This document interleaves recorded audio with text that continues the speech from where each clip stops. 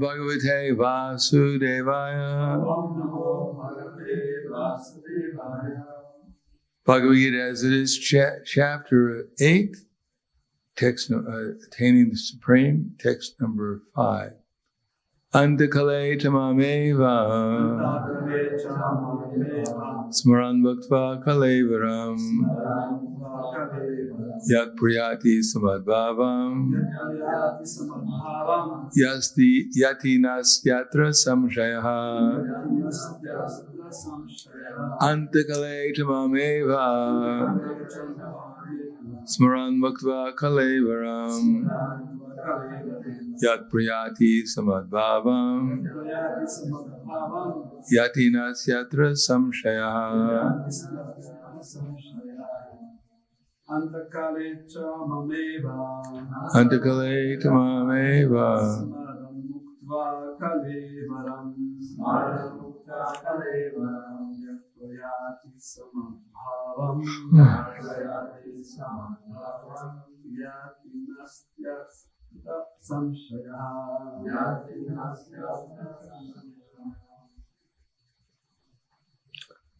Kamis.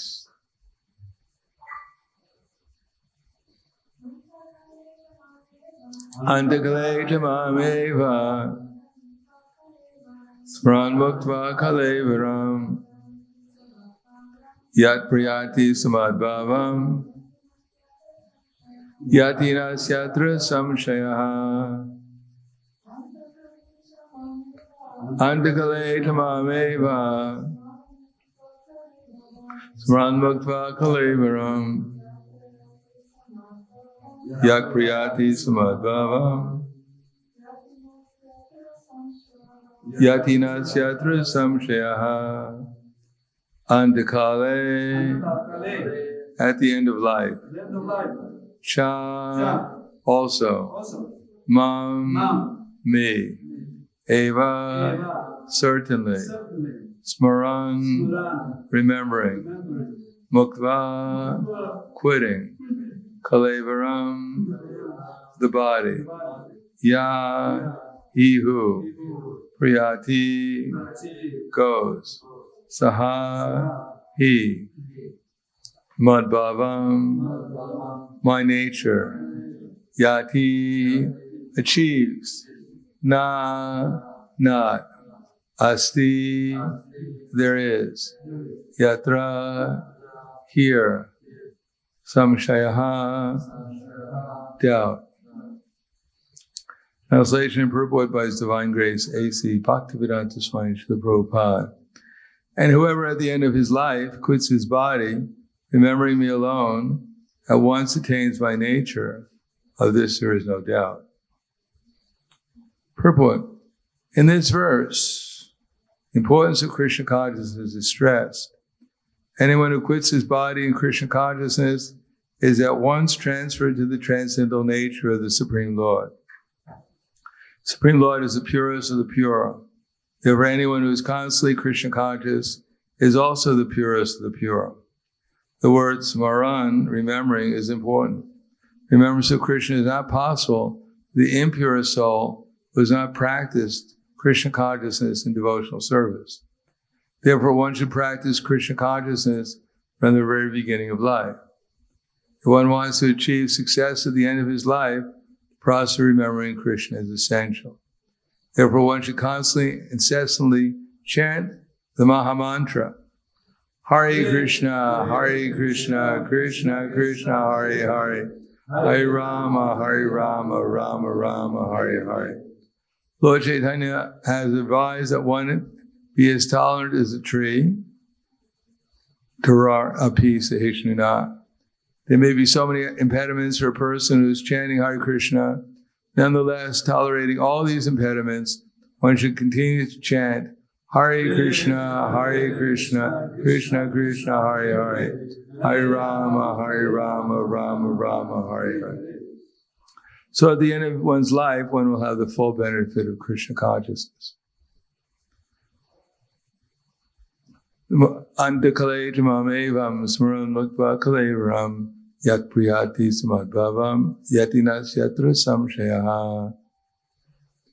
And whoever at the end of life quits his body, remembering me alone, but once attains my nature, of this there is no doubt.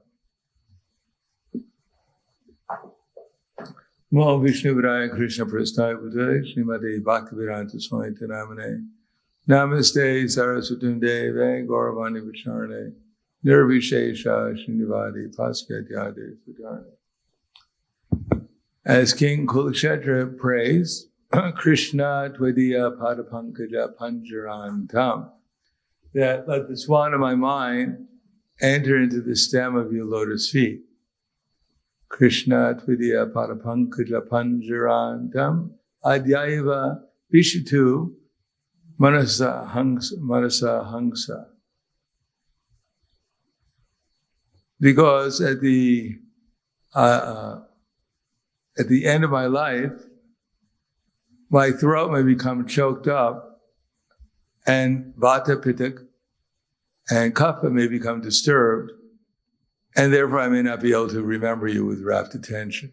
So in other words, our purpose is to come to the platform where we're so much absorbed in Krishna consciousness that material energy doesn't disturb us anymore. Then we become eligible to at least join with Krishna's pastimes in one of his leelas in some universe. Other than that, we're simply trying to practice so that when we do chant Hare Krishna, then we can spontaneously, first of all, remember Krishna's name. Remembering Krishna's name means we're actually hearing Krishna's name. We can chant Hare Krishna, as we all know, and not even realize we're doing it. Or not even remembering who we're chanting to. So to remember that Krishna and his name are non-different, that we're actually chanting to Krishna, that's the first step. That's called clearing. There are 3 different stages of chanting. One is called Nama Parad, the other is called Nama Bas, and the third begins with Shuddha Nam. And then there's Bhava Nam and Prema Nam. In any case, Nama Parad is we're chanting, but we're not even conscious of the fact that what we're doing. We're unconscious. Of course, we're already unconscious, but we should try to become conscious when we're chanting Hare Krishna of what we're doing. So Nama Parad is that we're actually chanting, Nama Bas is that we're actually chanting to Krishna. In other words, we actually have the intention of becoming conscious of Krishna when we're chanting. Maya will always tell us that, it's the same old thing. We did it yesterday, we're doing it today, I'll do it tomorrow. It's the same old 16 rounds or whatever we're chanting. And the same effect is there. Our minds go throughout the universe and we're counting the rounds down until we're finally finished with this horrible task of trying to chant japa, being tortured for 2 hours or so.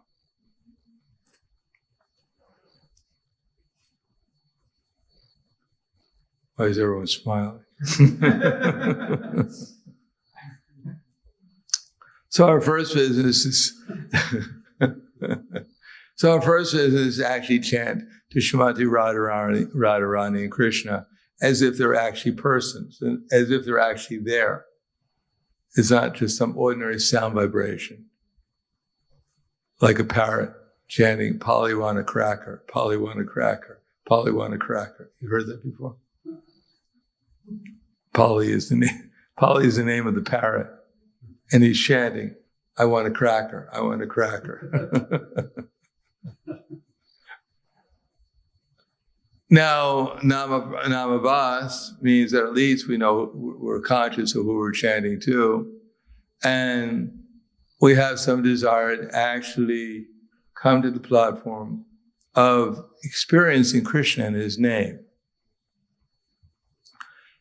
The sign of Nishtha, according to Srila Bhaktivinoda Thakur, is that when we chant Hare Krishna, then spontaneously remember Krishna's form. Now, remembering Krishna's form is just like, at least there's some heat and light. If we don't remember Krishna's form, there's no really heat and light. There may be. Sometimes we can chant Hare Krishna and feel Krishna's presence even in his name. But generally speaking, relationships are with people, and people have forms.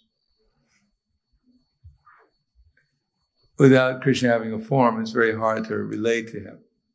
In the Bible, I think it says in some place, well, I know it says, that when Moses went up to the mountain, he saw God in the form of a cloud. Now, I'm not averse to clouds. I never thought of having a relationship with one. Or a burning bush. I mean, a burning bush is nice, especially if you're cold. But I never wanted to develop love for a burning bush, unless it was really cold.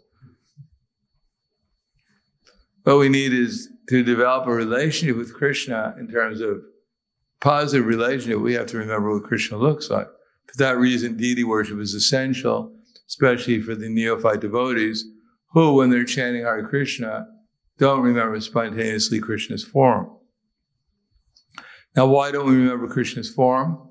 Because our intelligence keeps on being taken away by illusion. That's what Krishna says in Bhagavad Gita. If we contemplate the objects of the senses, then we develop attachment, then lust, then anger, then delusion, then forgetfulness, then our memory is bewildered, our intelligence is lost, and we're in material consciousness.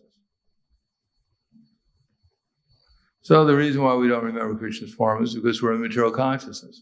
Even when we're chanting Hare Krishna, it's mixed. There's some possibility or an opportunity to remember Krishna, but generally speaking, we're distracted by other things. And believe it or not, which I find hard to believe myself sometimes, but anything besides remembering Krishna is considered to be Maya. But we think, well, there's good Maya and then there's bad Maya. We're in good Maya. So we don't have to worry so much. But it's still Maya. Still illusion, because if we don't remember Krishna, then we're imagining something that's not, and that's called illusion, Maya. So the first sign is that we're actually trying to get out of Maya into chanting in such a way, as Prabhupada once wrote to me, that spontaneously we remember Krishna. As I said before, it's all right, what are you doing? It's all right, though. Thank you for the help. I asked Prabhupada if it was all right if I try to remember Krishna's pastimes when I'm chanting Hare Krishna. Because after all, it's much more interesting to remember Krishna's pastimes than just go shnik, shnik, ram, ram, day, day, day. Hey, kitty, kitty, hey, kitty, kitty, ram, ram, ram, shnik, shnik, ram, ram. Ram, hey, ram, ram, ram, ram. It's much more interesting than listening to ourselves droning away, complaining, oh, Krishna, why? Why me? Why do I have to do this? Chanting all these rounds, so much time, so many other things to do.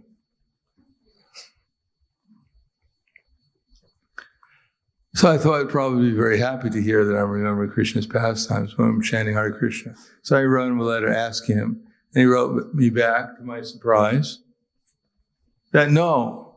He said, we should not try to remember Krishna's pastimes when we're chanting the names. We should just chant and listen. And if Krishna's remembrance becomes spontaneously, that's very nice, but not that we're artificially trying to remember. In other words, there's not two different things. One is thinking about Krishna, and the other is chanting. The chanting is like a nice background. It's like the music we do. Sometimes we're doing some service. We have some music in the back so we feel good while we're doing the service.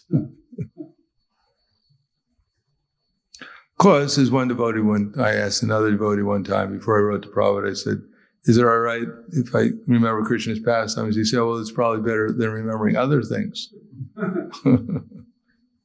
But no, actually we were trying to, because Kamsa was also remembering Krishna, but it wasn't in devotion. So if we're chanting Hare Krishna and Krishna is personally present, and we're trying to remember his pastimes and we're neglecting Krishna's presence, that's called offensive in it. And we won't really very deeply enter into the mystery of Krishna's understanding. It's almost like if Krishna walked into the room and with Srimati Radharani, and we look at our japa beads and say, sorry, Krishna, I still have a few rounds left. Maybe you can just wait at the door, and maybe after I'm done with my rounds, I can serve you. No, if Krishna is personally present, then we should pay attention to him. Otherwise, why ask him to come? If you ask the president of Slovenia to come to Prime Minister of Slovenia, is the Prime Minister here? It's both. But the Prime Minister is the powerful one.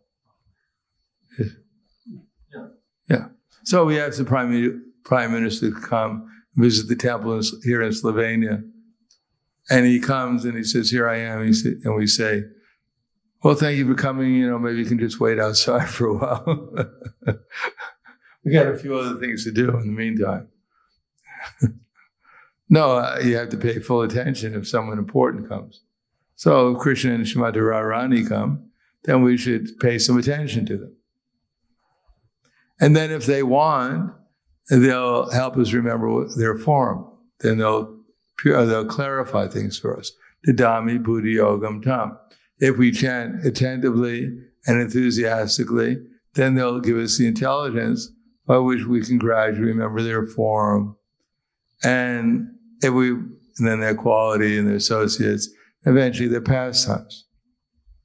And then Krishna says, when we're actually chanting very sincerely, which means we're actually chanting in the mood of a child calling for its mother. Not that, thanks a lot, Krishna, for coming. I knew I deserved it. I'm such a good devotee. I knew you would come, but, I'm just unhappy you came a little late. You should have come long ago. I know what kept you. No. One should actually chant in such a way as like a child calling for its mother. And if the mother comes, then the child is very happy. And if the mother doesn't come, then what can the child do? So it's all up to Krishna, whether or not he reveals himself to us. We can't force him. He's God. He wants to reveal himself to us, but he wants us to be in the proper mood. If we're thinking that we're all deserving, then we're in a completely, Krishna, we demand that Krishna come. As Prabhupada wrote more or less in one letter, when someone asked him, can I demand to see Krishna? And Prabhupada wrote back to the devotee, he said, how could I demand to see Krishna? If I examine my qualifications to see Krishna, I'll find out that I have no qualifications. All I have is disqualifications. But my spiritual master, he's dragging me home. So unless we take that attitude, that actually it's up to Krishna to reveal himself to us, either in the form of the deity, in the form of his books, in the form of Prabhupada's deity, in the form of his instructions, in so many different ways that Krishna can reveal himself to us, unless we take the attitude that by their mercy and by developing a humble service attitude, that they may be kind enough to reveal themselves to me, then we may have to wait a long, long time unless we develop that humble attitude displayed by practical service, and ultimately by develop that practical service will help us also develop a practical service attitude. Service attitude means that we should understand that we're completely dependent upon Krishna and Krishna's devotees in disciple succession, so that we can develop the proper attitude and approach Krishna as a servant of Krishna's servants, not as some important personality that everyone in the spiritual world is just waiting to come back. They're all holding their breath until we finally make it back. All the pastimes are on hold until we get there. Oh, with such an attitude, we might be here for a longer time than we hoped for. In any case, as it says here, without becoming fully conscious of Krishna, we can't expect to go back to the spiritual world. It's just not reasonable. We wouldn't have anything to do there.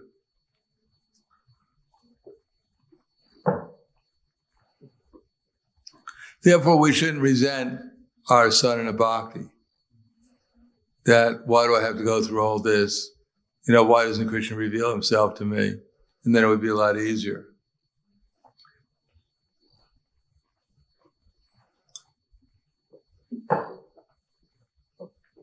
No, we shouldn't resent our sadhana bhakti. We should take it as an opportunity to make some advancement. Because that's the only way we're going to, unless there's some extraordinary circumstance. Prabhupada gives the example that sometimes one may, by some causeless mercy, be elevated in Krishna consciousness. And that means even elevated to a small degree. But generally speaking, just like if you want to get a PhD degree in a university, you have to go to the university and practice and study and take the test and pass. If you sit at home hoping to get an ordinary degree, because sometimes the universities hand out honorary degrees, you may have to wait a long time because they don't hand them out to everyone. The more practical thing is to go to the university and go through the program, and then you may graduate. So this sadhana bhakti, we're very fortunate to have an opportunity to participate in it because it's the method of elevating our consciousness to Krishna consciousness and pure devotional service. And unless we take it seriously, not that it's like it's an election. Well, it's one of the, just like if you go to college and you sign up for so many credits in the semester, and you decide, well, if I want to go, I'll go. If I don't want to go, I won't go. It's an elective course. And so you only attend class sometimes, you only write some papers, you only do your homework sometimes, and then you get an F on your grade. You're surprised. But you don't do the work, that's what you get. You get what you pay for. So unless we take at least the sadhana bhakti seriously, and eventually the participation, spreading Chaitanya Mahaprabhu's mission, which is our service, then we can't expect to advance. We may in devotional service and pure Krishna consciousness. It takes practice, suitable practice, and at the same time we have to give up the things that are holding us back from actually, our anarthas, from actually becoming conscious of Krishna. So there's an opportunity to practice, so that one day Brahma Bhuta Prasanatma, Vishoshiti Nakangshiti, Samaksarveshu Bhuteshu, Madbhaktim Labhate Param. We can take Krishna consciousness seriously, give up our hankerings and our lamentations, treat all the living entities as Krishna's eternal servant and us as their servants. Then we can actually begin real devotional service and find out what Krishna consciousness is actually all about. So I'll stop there. Thank you. Any questions?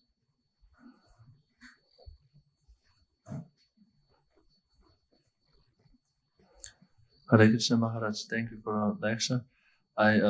You're mentioning a lot of times that we should see the results of our activities. And japa is also one of the activities. Can we see our results properly if we are in ignorance and passion, or how to see a result properly? Well, if you're in ignorance and passion, that will be your result. You'll be in ignorance and passion. That's what it says in Bhagavad Gita. If you act in ignorance and passion, the result is you'll get more ignorance and passion. So how to see the result? You have to get out of ignorance and passion. We all have to chant Hare Krishna and then chant clearly using our tongue and lips and teeth, and chant Hare Krishna clearly, and try to chant Hare Krishna as just like a child calling for its mother, and not become distracted by these unnecessary thoughts. Then that's chanting goodness, at least. Then there's some progress. But at the moment, for me, it seems like that I will make a show out of everything. Well, better make a show of that, making a show of being an illusion. I mean, no one's going to give you a reward because you're sitting there chanting Hare Krishna, or walking around chanting Hare Krishna. You're finally paying attention. The demigods from heaven will shower flowers on you. What kind of reward are you expecting?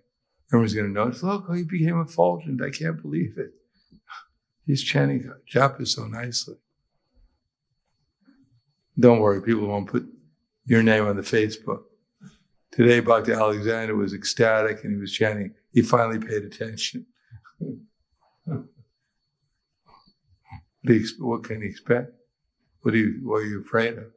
People will notice you. Look how nicely he's chanting. What are you afraid of? I'm afraid that I will not be noticed by Krishna. Well, you're certainly not going to be noted by Krishna. Being ignorance of passion, Maya notes you quite strongly. Yeah. But if you want to be noted by Krishna, then you have to call out to Krishna and Srimati Radharani. Otherwise, why will they know you? If you're not asking them to help you, why should they pay any attention to you? So then I should also do some prayers before I start to chant. Well, the chanting is a prayer. Or should you do prayers before you start to chant? In itself is a prayer.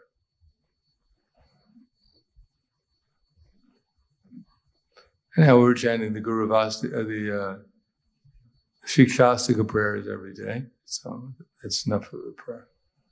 Trying to understand what the Shikshastika means. Anything else? Yes. Thank you, Maharaj, for lecture. I read in Bhagavad Gita that we should try to remember Krishna in his original form. So can I ask you which one is the original form?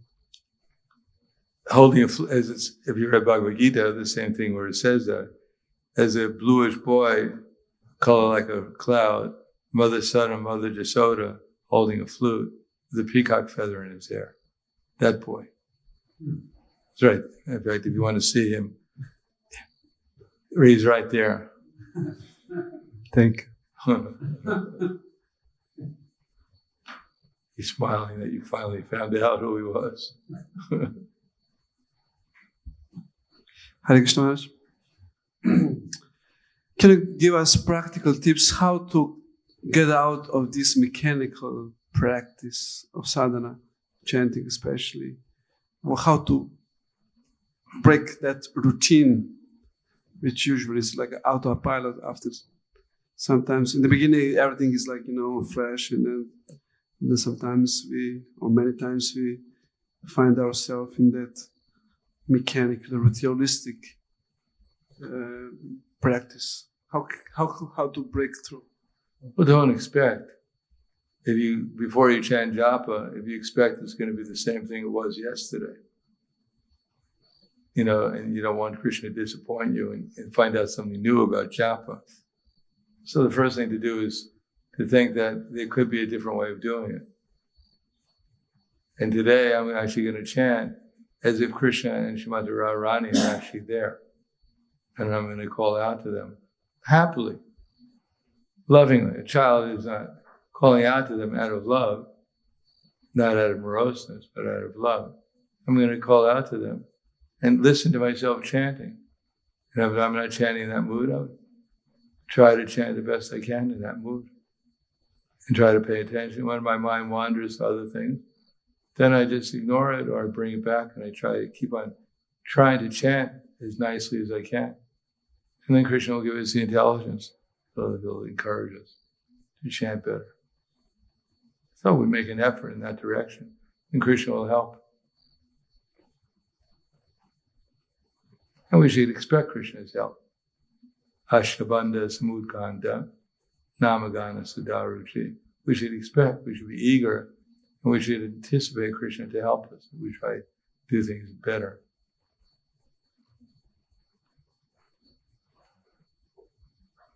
Thank you.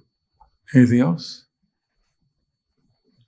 Thank you very much. Grantharaj Bhagavad Gita Ki Jai. Srila Prabhupada Ki Jai. Gaur Premanand.